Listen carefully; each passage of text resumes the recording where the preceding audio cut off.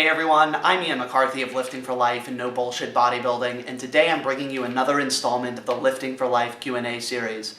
And today's question comes from a gentleman who private messaged me on Instagram, so I'm not sure if he wanted me to mention his name on camera or not, and he suggested I discuss a number of topics, including if it fits your macros, which at this point is of course extremely boring and no one talks about it, and something else that I don't recall because I have early onset Alzheimer's, and the anabolic window, which for some reason resonated with me, even though this is something which has been extensively discussed. So my response to the question of whether or not the anabolic window exists is yes, but. And I will first speak to why I would say yes at all, as opposed to simply saying it's a myth, but also the caveat. So yes, to really reduce the explanation down, because I can very easily give an overly long explanation of this.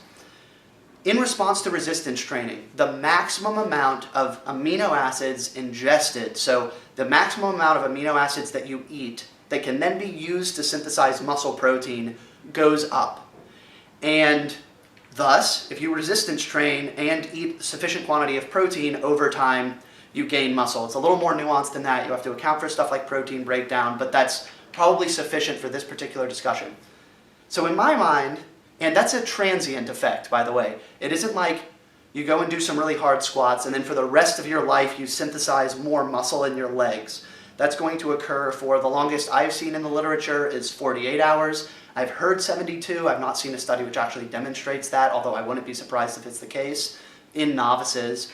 And then as one becomes more advanced, that window becomes more narrow, that period in which the ceiling for maximal muscle protein balance is higher, it's going to become more narrow.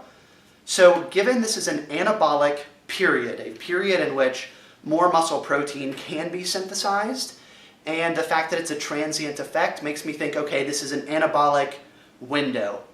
Now, the reason why I would say but is because I don't think most people who use the term anabolic window are thinking 10 hours or 36 hours or 48 hours. They're thinking an hour, 30 minutes, 10 minutes. Now that's not what I mean. And frankly, I think that's a sufficient answer to the question, so let me know in the comments below if that's enlightening for you, and thank you so much for watching. I will see you next time. Some of you are going to be like super surprised by this. I'm really surprised. We'll see how you guys respond, and maybe I can put out more shorter videos like this in the future. Thank you so much for watching. Like, comment, subscribe if you haven't already. Share the video with folks who might be confused on this topic, and I will see you guys next time. Bicep shot.